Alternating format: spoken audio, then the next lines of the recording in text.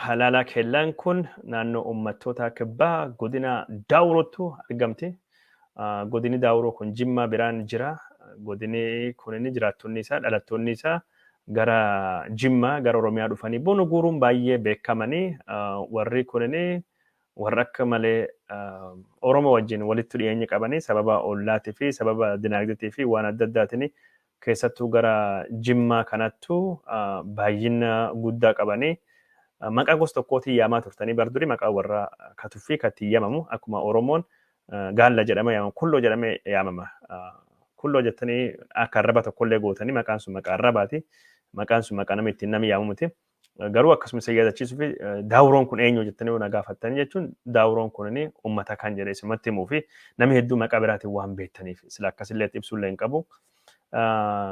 Godina warraa kan keessattuu jaarraa 16ffaa haga jaarraa 19ffaa mootiin Itoophiyaa naannoo kan hin qabatin bakka gaara amma paarkii Abiy Ahmed itti ijaare kana achi gubbaatti wannitu jira. Bakka mootota bakka teessoo isaanii daawoo isaaniitu jira. Bakka kana akka turistoota hawwatutti Abiy Ahmed geeddaree jijjiire halaalaan kellaan kunarra eebbifamee jira. Qabeenyi biitii Itoophiyaa jedhamtu sun qabdu waan ajaa'ibaati. Ammoo Abiy Ahmed waan turizimii waan godhuu kana akka malee itti beeka akka malee bareeche godhe mee halaala kellattu waan inni godhe isin agarsiisuti. Akka malee namni hedduun mame kanaan dura jechuun Tigraayitti dhiifama naannoo Amaarattu waan inni godhe piroojeektii gorgoraa agartanii jirtanii piroojeektii shaggari bareechuu ka jedhu sunillee namni guddoo jaalateefii jira. Amma immoo kasun cufaayyuu caalee halaala kellaa kana waan inni godhe waan ajaa'ibaati. Sagantaan gabaabaan tokko daqiiqaa 5 afaan Amaariffaatiin piroojeektii inni ijaare kun maal fakkaati? Halaala kellatti waan inni godhe maal akka inni fakkaatu agarsiisu televizyiinonni hedduun ka biyya sunii qabatanii bahanii jiranii waan nama ajaa'ibu dookumentariin kun afaan Amaariffaa qofaan hojjetame afaan Oromooleen sanumirraa kallattumaan dabarsanii jalallee hiikne yookaan afaan Oromootiin hojjechuu yookaan ammoo hiikoo dhiyeessuun barbaachisa. Halaala kellaan ያለው በኢትዮጵያ ደቡብ ምዕራብ ክፍል በዳውሮ ዞን ኮረብታዎች ውስጥ ተሸሽጎ የሚገኘውን አዲሱን የጉዞ መዳረሻ ሀላላ ኬላን ይተዋወቁ። በኮረብቶች ሰንሰለታማ ተራሮችና በግልገል ጊቤ 3 ግድብ አማካኝነት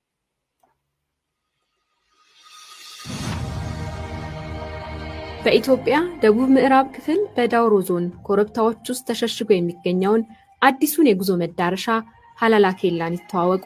በኮረብቶች ሰንሰለታማ ተራሮችና በግልገል ጊቤ 3 ግድብ አማካኝነት በተፈጠረው ሐይቅ የተከበበው ይህ ድንቅ ቦታ ጸጥታ የሰፈነበትና የተረጋጋ መንፈስን የሚያድስ ሆኖ በክልሉ ልብ ውስጥ ተንሰራፍቷል። ጸጥታንና እርጋታን ለሚፈልጉ ታሪክ፣ ባህልና መልክዓ ምድርን ለሚያደንቁ ሁሉ ዝነኛ መዳረሻና ማራኪ መሸሸጊያ ሆኗል። ሀላላ ኬላ ሪዞርት የኢትዮጵያን የቱሪዝም ኢንዱስትሪ ለማጎልበትና ዓለም አቀፍ ደረጃውን የጠበቀ መዳረሻ ለማድረግ በማሰብ በጠቅላይ ሚኒስትር ዶክተር አብይ አህመድ አነሳሽነት በ2013 ዓ.ም ይፋ በሆነው የገበታ ለሀገር ፕሮጀክት ስር ከሚገኘው የኮይሻ ቅርንጫፍ አንዱ ነው። ዓለም አቀፍ የቱሪስት መዳረሻ የሆነውና ሰፊ አካባቢን የሚያካልለው የኮይሻ ልማት በደቡብ ምዕራብ ክልል ውስጥ በኮንታ ልዩ ወረዳ እና በዳውሮ ዞን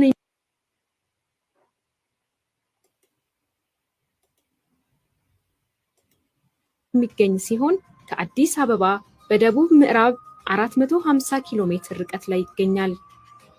ክልሉ በልዩ ልዩ ባህላዊ፣ ታሪካዊና ተፈጥሯዊ የቱሪዝም ሀብቶች የበለጸገ ነው። በተለይም ታላቁ የዳውሮ ግንብ፣ ካቲ ሀሊላ ኬላ፣ አስደናቂው ግልገል ጊቤ ቁጥር 3 የኃይል ማመንጫ ግድብ፣ ልብ የሚሰውረው ጨበራ ጩርጩራ ፓርክ፣ በግንባታ ላይ ያለው አስገራሚው የኮይሻ ኃይል ማመንጫ ግድብ እንዲሁም በባህል የበለጸገው daawwattoota kan jaalatamoo fi kabajamoo kun halaala kella bakka jedhamu ka Abiy Ahmed eebbise naannoo uummattoota kibbaa godina Daawuroo keessattuu argama. Bakki kun bakka akkuma nama hawwatu piroojeektii gorgoraa kan naannoo Amaaraa argitanii jirtanii piroojeektii Finfinnee bareechuu kaagos kana haroo walancitii irrallee Oromiyaatti hojjetamaa jira jedhamee gabaafamaa ture. Garuu sababa sochii waraana bilisummaa Oromoo naannoo suniiti wanni hedduun ta'uu hin dandeenye haroo walancitii karaa Harargeetti deemanii gara Adaama dabartee yoo jettu achi gubbaattuu argama. warri Facebook gubbaa jirtan gara YouTube kootta Facebook ni cuufamee jira jechuudha YouTube kootta gara YouTube kan jechuu barbaada akka malee projektii bareeda Abiy Ahmed waan turizimii waan babbareechan kan guddootti beeka garuu kun cuftinu ጻራ ማህበረሰብ የዓለም አቀፍ ጎብኚዎች ትኩረት ያረፈበት ነው። በ16ኛው ክፍለ ዘመን በዳውሮ ነገስታት ስር ከነበሩ ጠንካራ አለቶች ስያሜውን ያገኘው ሀላላ ኬላ 12 ሄክታር መሬት ላይ የሰፈረ ጥንታዊ ቦታዎችና ለምለም ኮረብቶች ያጀቡት ቦታ ነው። ከባህር ጠለል በላይ በ900 እና በ1000 ሜትር ከፍታ ላይ ስለሚገኝ ከ25 እስከ 38 ዲግሪ ሴልሺየስ ሙቀት ያለው ቆላማና ዝቅተኛ ቦታ ነው። ቀዝቀዝ ያለው ከሰዓት በኋላውና ነፋሻ ምሽቱ ለቆይታ የሚመች ሲሆን ፀሐይ ስትጠልቅም ከነሙሉ ውበቷ ለማየት ያስችላል። በርካታ የተፈጥሮ በረከቶችን በአንድ ቦታ ስለሚያገኙበት ለተጓዦችና ለጎብኚዎች የሚመኙት አይነት አካባቢ የሚወዱት አይነት የተረጋጋ የአየር ጠባይን ይዟል። ሪዞርቱ የሚከተሉትን ዓላማዎች አንግቦ የተሰራ ነው። ያሉንን ተፈጥሯዊና ሰው ሰራሽ ሀብቶች በማጎልበት ማራኪነታቸውንና መስህባቸውን በመጨመር ተደራሽነታቸውን በማስፋት ለእይታ እንዲበቁ በማድረግ ለሚመጡ ጎብኚዎች ጥቅም ላይ የሚውሉና አስደሳች እንዲሆኑ የታላቁን የዳውሮ ግንብ ባህላዊና ታሪካዊ ሀብት ጠብቆ ማቆየት ዘመኑ እንደሚጠይቀው አዳዲስ ነገሮችን በመፍጠር ጎብኚዎች በሚያዩትና በሚሰሙት በእንቅስቃሴያቸው ሁሉ ከዚህ በፊት በማያውቁት መልኩ አዲስ አይነት ቆይታ እንዲኖራቸው ጥሩ እይታን ፈጥሮ አካባቢውን ማስተዋወቅ ነው። የንድፉ ጽንሰ ሐሳብ የሚያተኮረው የታላቁን ሀላላ ኬላ ግንብና የዳውሮን ህዝቦች ባህልና ታሪክ በማክበር ነው። ከዚህ በተጨማሪም ቱኩል በመባል የሚታወቀው የአካባቢው ነዋሪዎች ባህላዊ የስነ ህንጻ አሰራር ጥበብን በመከተል የቤቱ ውስጣዊ ክፍል አየር በደንብ እንዲያገኝ ጣሪያቸው ከፍ ተብሎ ተሰርቷል። በቤት ውስጥም ሆነ ከውጭ ያሉ አረንጓዴ ስፍራዎች በየግድግዳዎቹ ላይ ወራጅ ውሃዎች ስለሚኖሯቸው ለተፈጥሮ ይበልጥ መቅረቦ ይሰማውታል። ሁሉም ቅንጡ ማረፊያ ቤቶች ወይም ቪላዎች አካባቢው ያለውን ተፈጥሯዊ የመልክዓ ምድር አቀማመጥ በመጠቀም ምቾታቸው ሳይጓደል ግላዊነታቸውም እንደተጠበቀ የተሰሩ ሲሆኑ በተጨማሪም በመስኮቶቻቸው መመልከቻና ሰገነቶቻቸው በኩል የአካባቢውን ውበት ያለ ገደብ ለመመልከት ያስችላሉ። ጣሪያቸውም ውብ ከሆነው አካባቢ ጋር ተዋህዶ ውበቱን ያጎሉታል። ሀላላ ኬላ ሪዞርት 2 ሬዚደንሻል ማረፊያዎች ሲኖሩት 18 ባለ 1 እና ባለ 2 መኝታ ክፍል ቪላዎች፣ የስብሰባ ማዕከልና ሙዚየም፣ ምግብና መጠጥ ቤት፣ የመዝናኛ ማዕከል፣ ፀሐይ ስትወጣና ስትጠልቅ የሚመለከቱበት ምግብ ቤት ከተሟላ የመገልገያ ዕቃዎችና አገልግሎቶች ጋር ይዟል። 155 ሰዎችን የመያዝ አቅም ያለው የስብሰባ ማዕከል ሪዞርቱ ያሉትን አስገራሚ የመልክዓ ምድር አቀማመጥና የተፈጥሮ ጸጋ ያለ ገደብ ለማየት የሚችሉበት ነው። የመዝናኛ ማዕከሉ የአካል ብቃት እንቅስቃሴ መስሪያ፣ ከቤት ውጭ ያለ ሰፊ የመዋኛ ገንዳ፣ ስፓና የሐይቁን ማራኪ ገጽታ የሚያሳዩ ሰገነቶችም አሉት።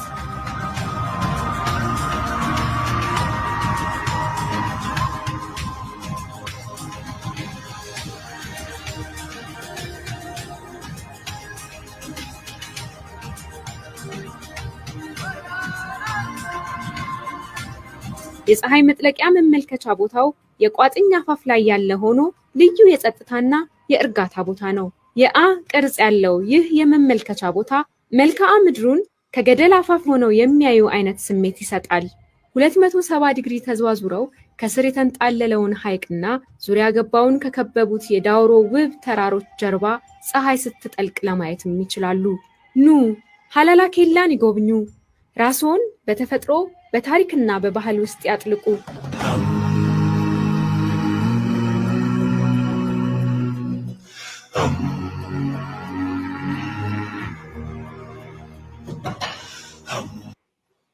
ሀላላ ኬላ ሪዞርት ሀገሚ keessanitti ሀላላ ኬላ dhaquu feetan ሀላላ akkuma malee bareeddi ሀላላ ኬላ kana ka eebbise Abiy jechuun I think waan akkana kan guddoo danda'a waan akkasii kana turizimii biyyi suniitii fi waan hedduu waan gumaachee na fakkaata egerii fi kun cuftinu biyyi sun potential turizimii guddaa qabdi garuu nagaan bu'u dursa yoo nagaan bu'e turizimiin akkas Jimma keessa baatee bakka kan deemtee dhaqxe Oromiyaa keessa baatee garuu Oromiyaa keessa bakka hedduu nagaan hin jiru araarii waraana bilisummaa Oromoo waliin godhanii akka nagaa bu'u godha kun jechuun ammoo Itoophiyaan karaa turizimiitiin humni qabdu, dandeettii qabdu, poteenshaalii qabdu akka hojii irra oolchite itti fayyadamtu. Kanarraa ammoo akka guddinni dhufu, badhaadhinni dhufu, ummati lafaa akka itti gargaaramu ka godhu anan akka malee jaaladhe. Halaala keellaa kan akka malee bareedde, akka malee gaarii waan gaarii tokko. Amma oduu asirra dubbachaa jiru ibsa tokko ከጸጥታና ደህንነት የጋራ ግብረ ኃይል የተሰጠ መግለጫ ጀዳ ኦዱ የገን ዱበዴን ዱበቱ አማንተና ኢትዮጵያን ብሮድካስቲንግ ኮርፖሬሽን ኢቢሲ ቴሌቪዥን ኢትዮጵያ ጉባቱ ጉርሙኒ ወሎ ከተስገቢት ፊ ነገኛ ኢብስ ባሴ ጅራ ተርካምፍኒ ኦላንቱማ ሴራ መርከኔሱ ጭሜ ኢtti fuudhanii humna badii kadhoksanii ijaarame kanaannoo Amaaraa Mancaasu didiiguun itti fufee jira. Bu'uuruma kanaanis walloo kaabaa aanaa gara lafa qobboo sun keessattuu raayyaan ittisa biyyaa tarkaanfii har'a fudhatanii mishigoota faannoo hedduu to'achuudhaanii meeshaa isaan awwaalanii fi meeshaalee isaan dhoksan hedduu to'annoo jala oolchee jira jechuudhaanii suuranii agarsiisa jira. Bakki kunini bakka mirree wadaajoo irra dheessee irra baqatee ka duratti isinitti himsanii meeshaa akkasii meeshaalee waraanaa qawweelee hedduu dookumentiilee hedduu to'atee jira. Dishqaanfaatii cuftinuu keessa jirti. Isin agarsiisuti? Laaluu feetansa isin agarsiisu. Yaa uummata keenya qeshtii fi uummata keenya fannaan oduu akkasii laaluu feetan waan taateef isin agarsiifnuti. Isin ammoo qoqoodaa faffacaasaa waliin gayaa. Asumaan oduulee isin dhiyeessaa oduu biraallee laayivillee ilaalaa yeroo garii ammoo anumattuu jechuun editariilleen anuma ka waan kan sirreessu waan taateef suuti jettaa dubbachaa jirtanii maal ilaaltoon jettan oduu biraallee asumaan ilaalaa isinillee dabarsaa kun ammoo yeroo garii fookesii nam dhowwaa yaadii gargarii nam faffacaawaa suutilee dubbachuun tokkollee inni jijjira maal jennaa wafaa biraan dubbisaa jira wafa biraan ilaalaa jira waan taateef haala gosunittuu jira akkasittuu nu hubadha. Muga fana mun jedhina waa hedduu hojjechaa jira multitasking godhaa jirra. Kanaaf waan ta'eef jechuun yoo suutee dubbadhu tekinishaanillee waan cufaayyuu kan hojjennu kana talaata humni qabaanne bakki bira namattuu namaa fi walii qindeessa namaa fida viidiyoollee anattuu muraa kaan ammoo anumattuu barbaada waan adda addaa anumattuu godhaa jechuudha. It's too much work. Kan cufaayyuu isiniif jennee yeroo kenna kennine waan kan hojjennu malee sila waan biraa hojjechuu dandeenya. Ibsi kenname kun kana laala. ከጸጥታ የደህንነት የጋራ ግብረ ኃይል የተሰጠ መግለጫ ጀራ ኩኖ ከነ የጸጥታና የደህንነት የጋራ ግብረ ኃይሉ ጽንፈኞችን ለህግ ለማቅረብና የሽብር ተልዕኳቸውን ለማክሸፍ የጀመረውን ተግባር አጠናክሮ እንደሚቀጥል ገልጧል። ህብረተሰቡ እያሳየ ያለውን የጽንፈኞችን የጥፋት ሥራ የማክሸፍና ለጸጥታ አካላት የሚደረገውን የመረጃ ድጋፍ አጠናክሮ እንዲቀጥል የጸጥታ ግብረ ኃይሉ ጥሪ ያቀርበዋል። ጀራ ተርካንፊ ጭምሰ ኢትፉፋ ገርጋርሱ መኒ ኦዴፈኖ ከነኑ ገደፊ ገለቴፈቴ ገርጋርሲ ከሰኒ ኦዴፈኖ ኢትፉፋ ጀደ ጅራ በከ ዱራቱ አንስኒ ዱብሰ ኩነኒ በከሳኒት አዋላኒ ሰሜን ወሎ ዞን ተክሎች ጫካ ቁፋሮ ያዘጋጀውን ስቶር ውስጥ የቀበራቸውን የተለያዩ ጦር መሳሪያዎች ኩኖ ከነ ወሎ ካባ ተክሎች ጋራ ጀለም ራሳ ጀለም ቦሶነ ጀለም ከሰቱ ሜሻሌ ዋራና አደዳ ዶክስ ያዋለ ሜሻሌ ነማ አርጋማኒ ኩኖ ካና ፈካታኝ ቹዳ ቶክቶ ኮን ጉዲሰስ ነገር ሲሱቴ ጉዲስነስ ነገር ሲሱ ነው ከሰላላተኔ ላሉም ፈተኔ Wallaalu kan guddoo jalannaani.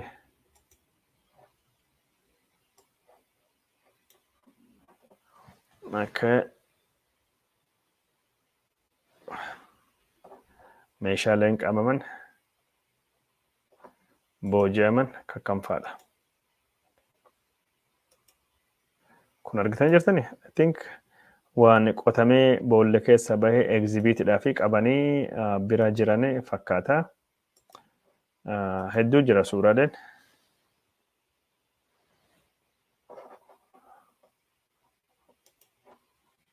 Suuraaleen hedduutu jira.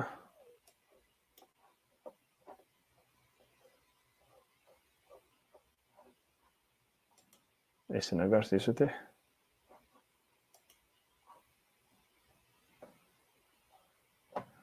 yeroo garii nama dhidhibdi kompiitariin kun maltaayitaas gootee wiindoo hedduu walitti bantee sloo wal godha. Kun qawwee warraati. Meeshaaleen gurguddaan kameraalleen